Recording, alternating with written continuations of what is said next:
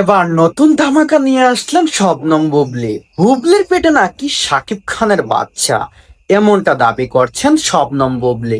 সংবাদ মাধ্যমে এসে বুবলি জানান, শাকিব খান নাকি বুবলিকে বলেছে তার পেটে যে বাচ্চাটা আছে সেইটিকে নষ্ট করে দেওয়ার জন্য।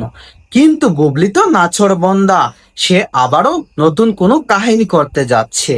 এবার বুবলি জানিয়েছেন শাকিব খান বুবলিকে প্রেশার দিয়েছে যে বুবলির পেটে যে বাচ্চাটি আছে সেটি তিনি নষ্ট করে দেওয়ার জন্য।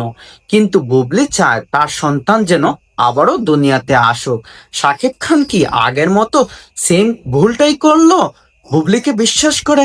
হ্যাঁ দর্শকরা, শাকিব খান আবারও সেই ভুলটা করলো বুবলিকে বিশ্বাস করে। বুবলিকে সে আপন করে নিয়েছিল, কিন্তু বুবলি যে একটা প্রতারণা করেছে শাকিব খানের সাথে, শাকিব খান সেটা বুঝতেই পারেনি। শাকিব খানকে হাতের উপর দিয়ে ঘুরিয়ে নিল বুবলি।